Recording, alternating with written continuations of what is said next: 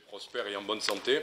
Le ciel qui s'ouvre, c'est le Saint-Esprit qui descend et qui nous révèle ou qui appuie, qui retient nos regards sur la personne de Jésus-Christ. C'est ce que notre frère nous a partagé. Voilà. Mais après, en continuant ma lecture, jusqu'au chapitre 4, et on verra ça petit à petit, je me suis rendu compte d'une chose très forte, c'est que le ministère même de Jésus-Christ était dépendant du Saint-Esprit. On pourrait dire, nous, on a besoin du Saint-Esprit parce qu'on est pécheur, parce qu'on est faillible, parce qu'on est faible. Mais le Seigneur Jésus, qui a toujours été parfait, qui n'a jamais péché, mais paradoxalement, justement, alors que lui-même n'avait jamais péché, qu'il ait eu besoin du Saint-Esprit pour assumer son ministère, on pourrait dire, à plus forte raison, il en est ainsi pour nous. Donc la grande leçon de ce qu'on va voir maintenant, c'est que le ministère de Jésus se faisait par le Saint-Esprit. Ça, là je parle aussi comme à des gens qui maintenant s'apprêtent à préparer des messages, réfléchissent à comment on fait les choses. La vérité de ce qu'on va voir maintenant, c'est le ministère de Jésus par le Saint-Esprit. Mais on peut en faire une application à nos vies, évidemment. Jésus était particulier, mais il nous montre aussi, il nous dévoile des principes pour nous. Et ce que j'ai vu, en fait, dans les quelques versets qui vont suivre, j'ai vu 3 étapes, 3 sites, des étapes qui sont liées à des endroits particuliers. Ça se révèle comme ça. Je sais que les prédicateurs, on aime bien trouver 3 points, on aime bien trouver trois choses qui se terminent de la même manière, et c'est le cas aujourd'hui, vous allez voir. 3 sites, mais qui nous révèlent chacun quelque chose du ministère de Jésus-Christ, et pour nous aussi. Le premier site, c'est le Jourdain. Le Jourdain, c'est le préalable. Voilà, il faut passer par là. Après, on va voir le désert. Et le désert, c'est l'inévitable. Et puis on va terminer avec la Galilée. Et là, c'était plus compliqué de trouver quelque chose qui termine par able. Je ne cherchais pas au début, mais c'est venu comme ça. Mais l'inestimable va bien. Vous allez comprendre pourquoi. C'est qu'en Galilée, il y a un trésor, il y a quelque chose d'inestimable, et c'est ce qu'on va voir pour nous aussi. Donc le Jourdain, le préalable, si du verset 21 au verset 23, on vient de commencer, on peut le relire comme tout le peuple, verset 21, comme tout le peuple se faisait baptiser, Jésus fut aussi baptisé. Et pendant qu'il priait, le ciel s'ouvrit, et le Saint-Esprit descendait sur lui sous une forme corporelle comme une colombe. Il vint une voix du ciel qui dit « Tu es mon fils bien-aimé, en qui j'ai pris plaisir ». Et Jésus était âgé d'environ 30 ans quand il commença. Et il était, comme on le croyait, fils de Joseph, d'Élie, et on ne va pas lire toute la généalogie. Mais ces 3 versets ont des choses à nous dire.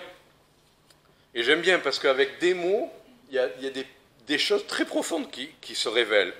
Comme tout le peuple se faisait baptiser, Jésus fut aussi baptisé. Pourquoi Jésus se fait baptiser?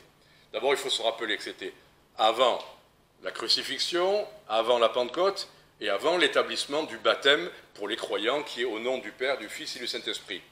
De quel baptême était-il question là? Du baptême de repentance. Du baptême que Jean le Baptiste ou le baptiseur prêchait. Repentez-vous. Jésus n'a pas besoin de se repentir en lui-même. Pourquoi se fait-il baptiser? Mais là c'est dit, comme tout le peuple se faisait baptiser, Jésus fut aussi baptisé.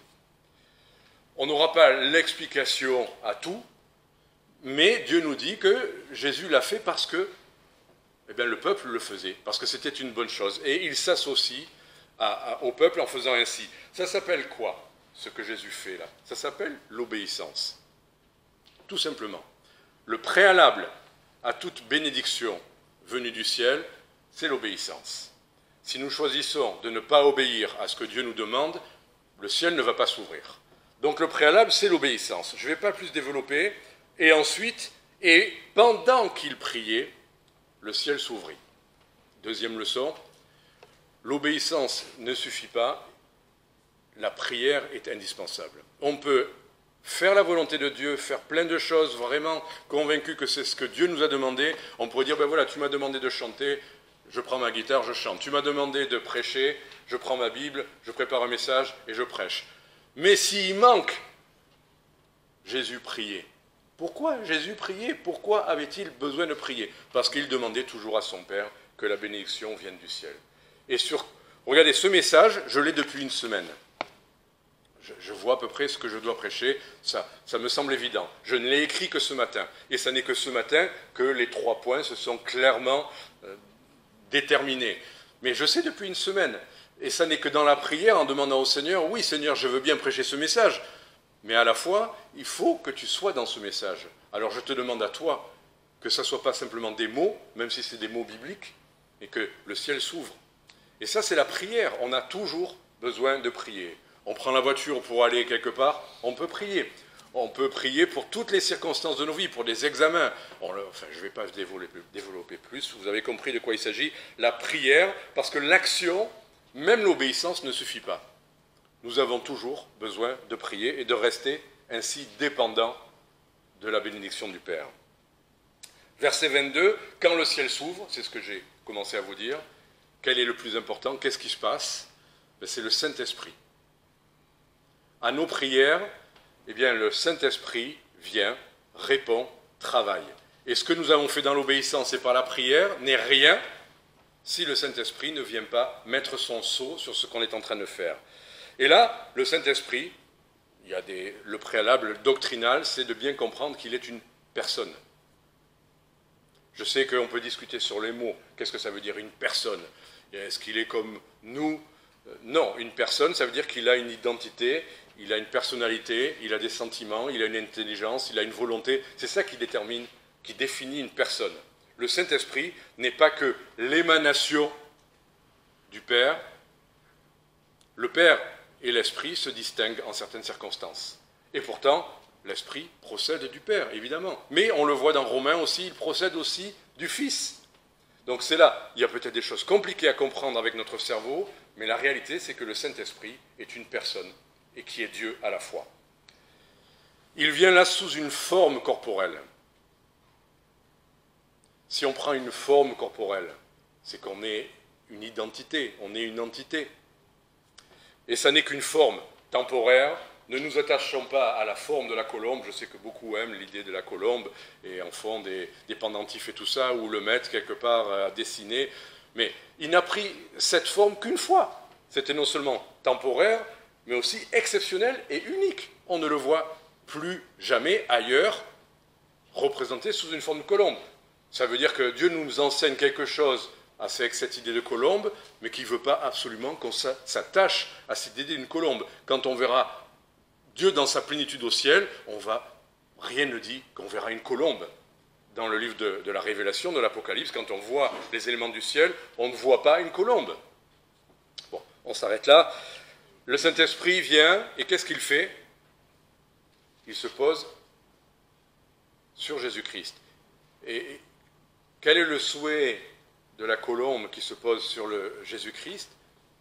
C'est que Jésus-Christ soit vu. Il n'a été là que pour nous montrer, et c'est ce que dit l'évangile de Jean, l'Esprit est là pour glorifier ou pour révéler Jésus-Christ. Il n'est pas là pour attirer nos regards. J'aime bien regarder les tourterelles. À chaque fois, une tourterelle, ça me fait vraiment, parce que j'ai de l'imagination, ça me rappelle la colombe. La tourterelle n'est pas une colombe. Mais quand même, la tourterelle, ça fait plaisir de voir. Et j'aime bien voir une tourterelle se poser. Il y a une délicatesse que n'ont pas les pigeons. Je ne sais pas, quelque chose d'autre. Mais quoi qu'il en soit, peu importe la forme corporelle, c'est Jésus-Christ qui est le but de cette forme corporelle de l'Esprit. Jésus est le but. Et ensuite, on entend la voix.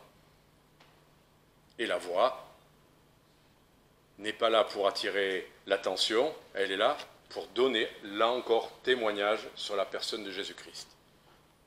Donc la voix dit, celui-ci, tu es mon Fils bien-aimé en qui j'ai pris plaisir. Quoi que nous fassions maintenant dans nos vies chrétiennes, rappelons-nous que le plaisir de Dieu est en Jésus-Christ. Alors oui, il y a des fois où on obéit un peu mieux et on se sent tout content d'avoir bien fait. Parfois, Dieu nous fait la grâce de dire c'est bien, tu as bien travaillé, ou la grâce, tu as obéi, ou tu as cru en moi. En général, ça ne dure pas longtemps, parce qu'il y a un petit quelque chose après qui va nous faire dire, bon, je ne fais pas les choses parfaitement.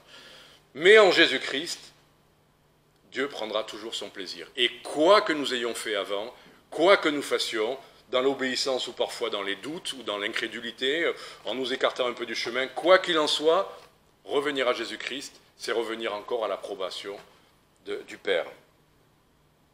Père, Fils et Saint-Esprit. Les trois sont là.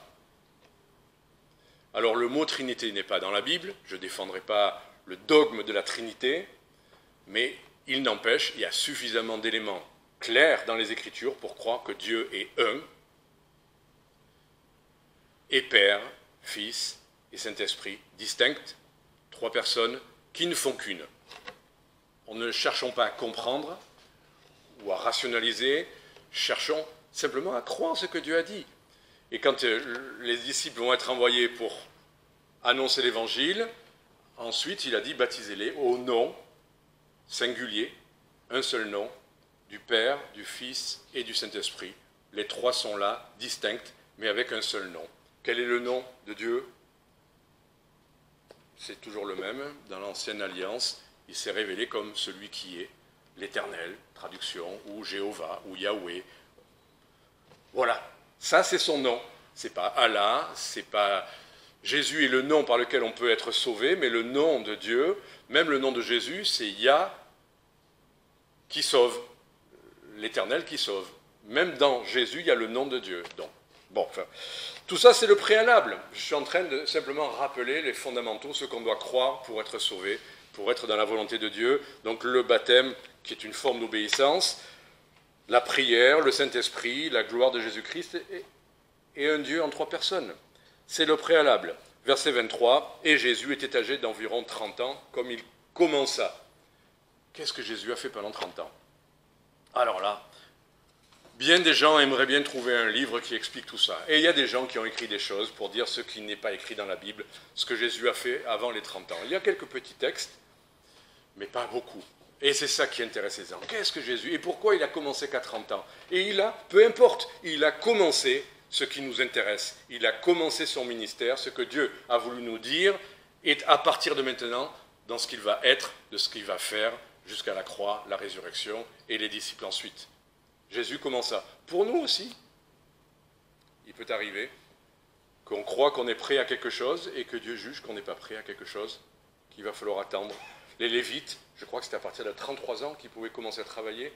Enfin, être Lévite officiellement, si ce n'est pas 33, c'est 30. À vérifier pour les spécialistes, c'est peut-être 30 ans. Mais quoi qu'il en soit, c'est l'âge de la maturité. Jeune, on peut faire beaucoup de choses. Mais il n'empêche, il y a des moments où si Dieu juge qu'on n'est pas encore prêt, on ne commencera réellement à être utile, à être béni, qu'au moment où Dieu saura qu'on peut l'être. Deuxième chose, ça c'était le Jourdain, c'est le préalable, c'est le fondamental.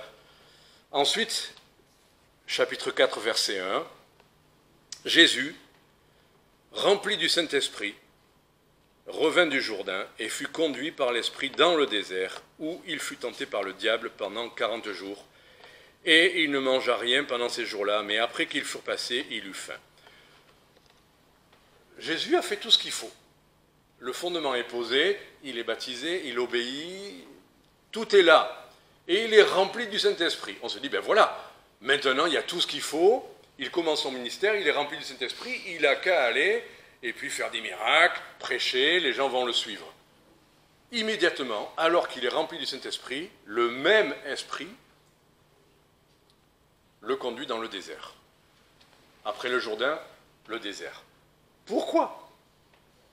On est tout prêt à servir le Seigneur, on est tout disposé à le faire et on est rempli même de son esprit. Pourquoi faut-il passer par le désert?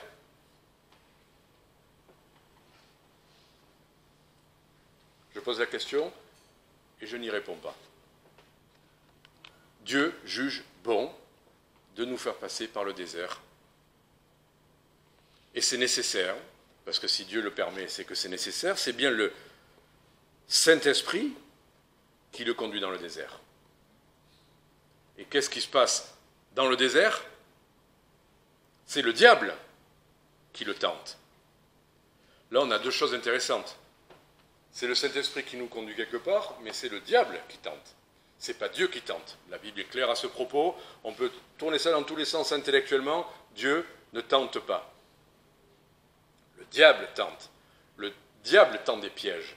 Le diable veut nous faire chuter. Le diable est celui qui se jette en travers de notre service.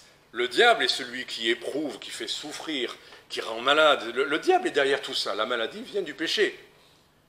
La souffrance vient du péché. La chute vient du péché. Et pourtant, parfois, Dieu permet, et il nous conduit même sur des chemins où on va être éprouvé, où on va être tenté.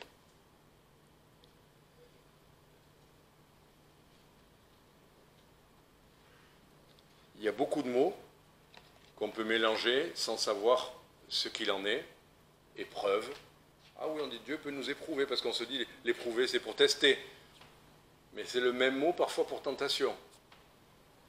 C'est pas évident pour nous, quand on est conduit à un chemin désertique, de souffrance, de patience, de privation, quel qu'il soit. C'est pas évident. Pour certains, c'est toujours « Ah, le diable est contre moi, le diable s'oppose », et ils voient toujours le diable dans tout.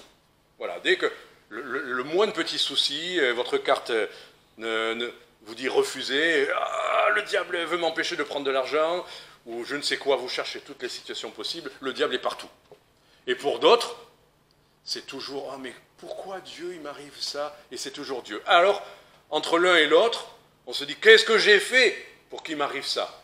Parce que vient notre responsabilité aussi, le libre arbitre. On choisit des chemins et on se dit « Seigneur, s'il m'arrive ça, j'ai mal au dos maintenant, qu'est-ce que j'ai fait pour en arriver là? J'ai trop fait ça, j'ai pas assez fait ça, j'ai oublié de faire ça. » Et vous voyez, on mélange les trois. C'est pas évident de savoir. Quand on est dans le désert, quand on est dans la souffrance, les trois, c'est pas évident. Mon Dieu, pourquoi m'as-tu abandonné et t'éloignes-tu sans me secourir? Jésus, dans l'obéissance de la croix, pose cette question en tout cas. Pourquoi? Et on se la posera des dizaines et des dizaines de fois encore quand on est dans l'épreuve, dans le désert, dans la souffrance. Et on ne saura toujours pas, ou pas clairement, diable qui veut nous tenter, qui s'oppose à notre marche, ou est-ce que c'est un avertissement du Seigneur? Ça nous garde humbles. Le diable n'est pas partout. Le Saint-Esprit permet certaines choses, il nous conduit même sur certains chemins. Et ne regimbons pas, acceptons là où nous en sommes, demandons au Seigneur qui nous montre s'il veut nous montrer quelque chose. Et dans cette épreuve, qu'est-ce qui va se passer? Le diable va le tenter à 3 reprises. De quoi on est sûr quand le diable va le tenter à 3 reprises? De quoi ce texte nous parle et que nous connaissons tous et que nous savons tous répondre? Quand il va être tenté, qu'est-ce qui va se passer? Là, je pose la question parce que tous, vous connaissez la réponse. Blablabla, j'entends. Jésus va résister à la tentation.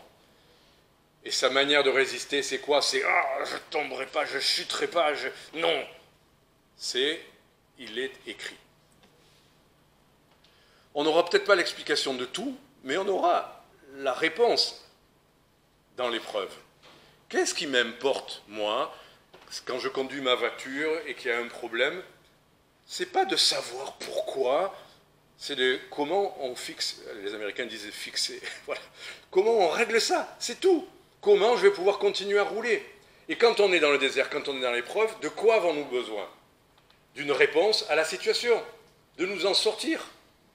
Et c'est ça la victoire. C'est pas d'avoir la certitude que on a déjoué les pièges et les ruses du diable. Oui, peut-être. Ou que le Seigneur voulait nous éprouver pour nous rendre plus purs. Oui, peut-être. C'est que ça continue et qu'on avance. Et comment ça continue? Et comment on s'en sort? On n'a pas la réponse à tout, on n'a pas les pourquoi à tout, mais on aura toujours un « il est écrit » pour nous en sortir. Je vous les relis parce que ce n'est pas tout de le dire. Verset 4. Jésus répondit « il est écrit ». Verset 8. « Il est écrit ». Et verset 12, ah, il n'est pas dit, il est écrit. Il est dit, il est dit. Oh là là, c'est troublant ça. Il est écrit, il est dit dans la parole. Nous avons dans la parole de Dieu les réponses suffisantes pour passer l'épreuve. Je n'ai pas besoin de plus. Je connais un jeune homme qui a préparé un examen et qui a prié « Seigneur, fais que ça tombe sur ce sujet-là, parce que c'est celui-là que je connais bien. » Alors, il y avait 50 autres sujets, mais il priait « Fais que ça soit celui-là. » Ça n'a pas été celui-là, c'était le deuxième sujet qui l'intéressait. C'était aussi miraculeux, c'était merveilleux. Mais je trouve ça intéressant. Qu'est-ce qui nous intéresse? De tout savoir de ce qui se passe sur la terre, ou d'avoir la réponse qui nous permet de traverser l'épreuve et de réussir l'épreuve. Moi, j'ai juste besoin de... Voilà, quand le Seigneur me dit ne crains pas, crois seulement, je ne sais pas tout. Je ne sais pas comment tout va se régler, je ne sais pas comment on va régler l'aspect financier, comment on va faire venir les gens qui doivent venir, comment on va répondre, où ça va se passer. Je ne sais rien. Je sais juste que le Seigneur me dit, dans cette circonstance, ne crains pas, crois seulement. Amen. Je me contente, je me satisfais, je me réjouis de simplement il est écrit que le Seigneur va me donner. Et rappelons-nous que là, 3 épreuves du Seigneur Jésus, toutes les 3 ont été résolues par il est écrit. Ça veut dire que là, on est vraiment dans un enseignement catégorique et suffisant. Il est écrit. Quelle que soit votre épreuve. Ah oui, mais tu ne peux pas comprendre, toi, tu n'es pas passé par... C'est vrai. Ah oui, mais moi, je suis né... Hein. C'est vrai. Ah oui, mais tu ne sais pas ce que... C'est vrai. Mais dans la parole, il y a un « il est écrit » qui va t'aider.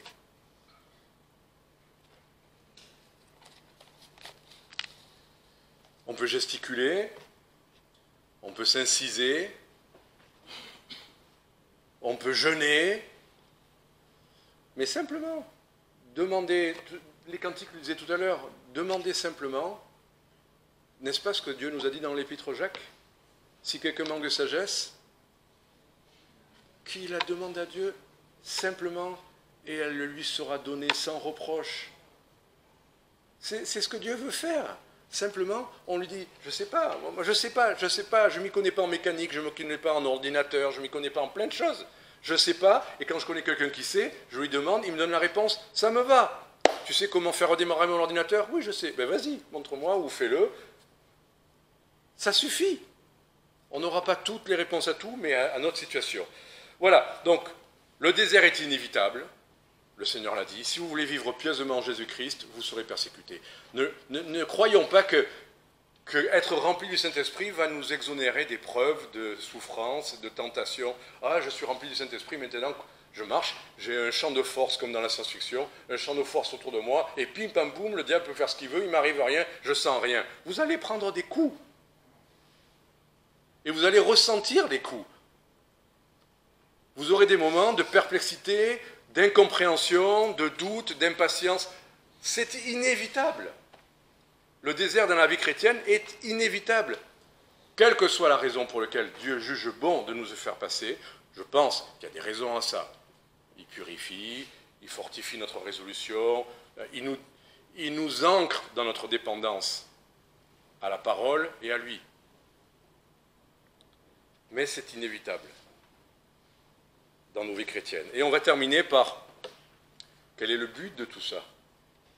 Après le Jourdain, le préalable, après le désert, l'inévitable, la Galilée, ça représente l'inestimable. Qu'est-ce qui est inestimable? Alors oui, la Bible dit, c'est de connaître Christ. C'est lui, on a tout pleinement en lui. L'Épître aux Colossiens est clair, toute révélation, tout ce qui est, comment dire, la vie de l'Église, c'est la personne de Christ. Mais à quoi Christ veut contribuer? Pourquoi Christ est venu? Quel est son trésor? Alors, il est en lui-même notre trésor. Mais quel est son trésor à lui?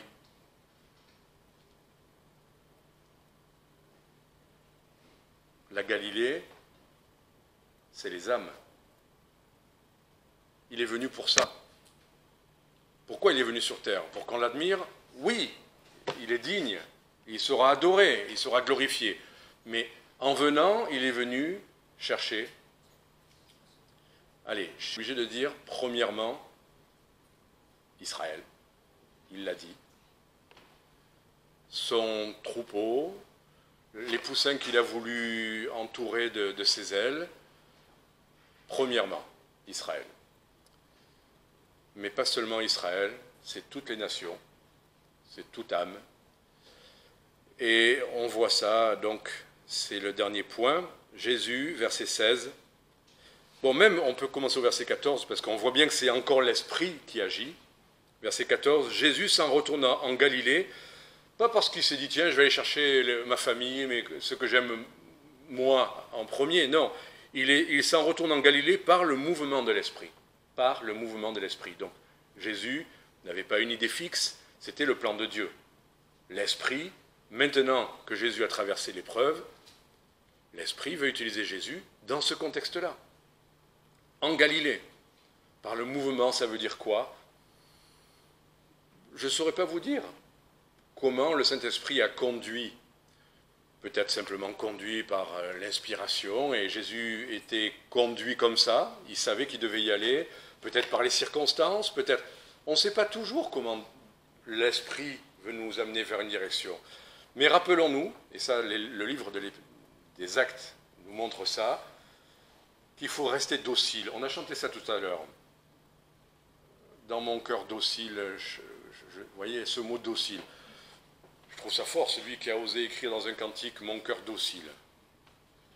La docilité, ça veut dire la disposition parfaite à l'obéissance. Je reste toujours souple entre tes mains. Là, quoi que tu me demandes, j'irai. Quoi que tu me dises, je ferai. Je ne retarderai pas, je n'aimerai pas, je ne rechignerai pas. Je resterai docile. Mon cœur est docile. Waouh! Ben oui, il faut garder cette docilité à la direction du Saint-Esprit. On peut se tromper, l'apôtre Paul s'est trompé. On le voit, il avait le projet d'aller dans tel endroit et l'Esprit ne lui permet pas. À nous d'être toujours dociles pour écouter les circonstances, la parole, l'Esprit qui nous conduit, qui nous dit non, c'est peut-être pas exactement comme ça peut être autrement. Il faut qu'on ait une relation avec le Seigneur qui nous permette de savoir ce qu'il veut pour nous. C'est pas pour tout le monde d'aller en Galilée, c'est pas pour tout le monde d'aller en Israël, c'est pas pour tout le monde d'être à Marseille ou d'aller à Paris ou d'aller je ne sais où. Mais si le Saint-Esprit vous conduit vers ça, restons dociles. Alors pourquoi la Galilée? Verset 18, l'Esprit du Seigneur est sur moi. Donc là, Jésus sait que son ministère est pleinement approuvé et va être maintenant pleinement accompli parce que l'Esprit est sur lui. Alors on pourrait dire, c'est pas biblique, aujourd'hui le Saint-Esprit est en nous. C'est vrai, on est scellé du Saint-Esprit, il est plus sur nous. Mais on sait bien que dans certaines circonstances, tout particulièrement, le Saint-Esprit agit. On sait bien, comme il est vu là, il était, verset 15, il enseignait dans les synagogues et il était honoré de tout le monde. Un peu plus loin, il est dit, enfin non, c'est un peu avant, verset 14, sa réputation courut par tout le pays d'alentour. On sait bien que c'est l'Esprit de Dieu qui fait ça. Mais ce qui nous importe, tout ça, ça nous échappe totalement. Les réputations, être honoré, c'est à notre insu, totalement. Mais il n'empêche, il y a un moment donné où, si on est dans le cœur de l'œuvre de Dieu, l'Esprit est sur nous pour faire ce qu'on a à faire. Parler, chanter, prêcher, distribuer, organiser, voyager, je ne sais quoi. L'Esprit du Seigneur, c'est ce que dit Jésus, est sur moi. C'est pourquoi, verset 18, c'est pourquoi, qu'est-ce qui va se passer? Il m'a oint pourquoi? Pour que je sois glorifié, il m'a oint pour annoncer l'Évangile. C'est ça le trésor inestimable. Le trésor, c'est l'Évangile qu'on partage. Le trésor, c'est les âmes qui vont écouter. C'est ça notre trésor. Franchement, moi j'ai un très beau voyage. Je peux vous montrer les photos pendant 3 semaines. C'est Paris, Genève, la Toscane, Barcelone, les repas, les chants, les chanteurs d'opéra, les bénédictions qu'on a eues et les jeunes. C'était magnifique. Mais mon trésor, c'est d'entendre un pasteur qui nous écrit, vous savez que depuis que vous êtes venus chanter, il y a 3 enfants qui viennent à l'église maintenant qui ne venaient pas jusque-là. On pourrait dire, oh, c'est 3 enfants, ce n'est pas des adultes. Oh mince. 3 âmes inestimables. C'est ça le trésor. La perle de grand prix que quelqu'un a trouvée dans le champ, il a vendu tout ce qu'il avait. C'est les âmes que Christ va sauver, c'est l'Église. C'est ceux qui se convertissent, juifs ou non juifs, peu importe. Parce que c'est ça le plan de Dieu. Il m'a envoyé pour guérir ceux qui ont le cœur brisé, pour publier la liberté aux captifs, le recouvrement de la vue aux aveugles, renvoyer libres ceux qui sont dans l'oppression et publier l'année favorable du Seigneur. Nous sommes là. Si nous vivons par l'Esprit, si notre ministère est conduit par l'Esprit, il n'y a pas mieux à faire que d'annoncer l'Évangile et de voir ces âmes, peut-être des gens en colère, peut-être des gens qui vont se fâcher, qui vont se moquer de vous, qui vont... Mais peu importe. Annoncer l'Évangile, annoncer une année favorable du Seigneur. On pourrait dire, ouais, Dieu est en colère. Dieu est en colère sur le monde, Dieu est en colère contre les uns et les autres. Bien sûr. Dieu est le péché. Mais ce qu'il nous demande de publier, c'est une année favorable, une année de grâce. Dans le même verset, vous le savez, dans Ésaïe, c'est aussi un jour de colère qui doit être publié. Mais Jésus s'est arrêté là. Moi, je m'arrête là. Aujourd'hui, avant son retour, avant la tribulation, quoi qu'il se passe au niveau prophétique, quoi qu'il se passe en Israël, avec l'Iran, dans le monde, peu importe. Aujourd'hui, nous sommes là pour publier une année favorable du Seigneur. La grâce de Dieu. Que le Seigneur vous bénisse.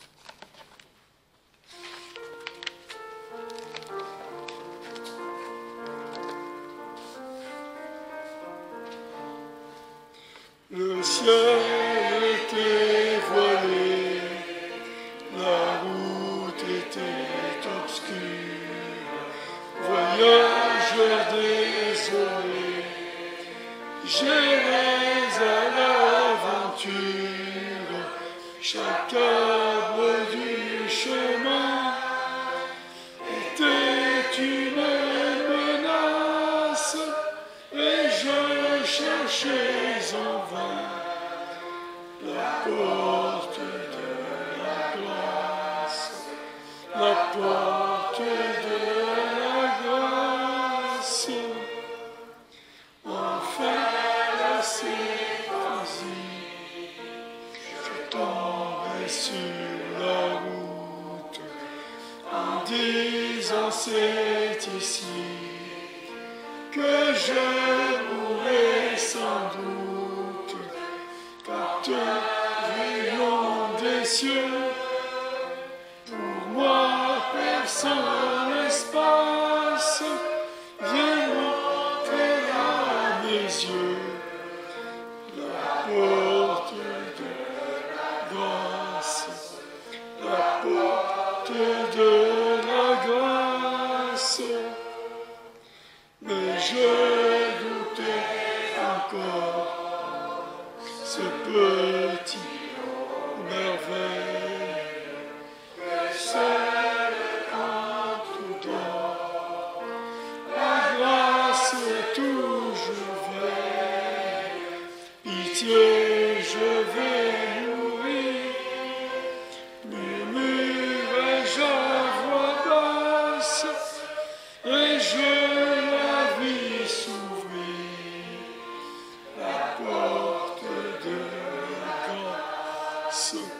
la porte de la grâce,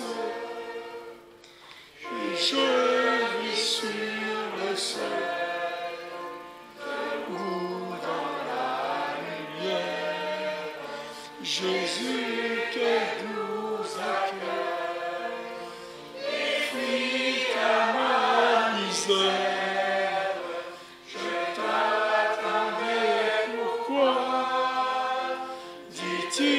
Pauvre âme lasse, viens-tu si tard, Seigneur?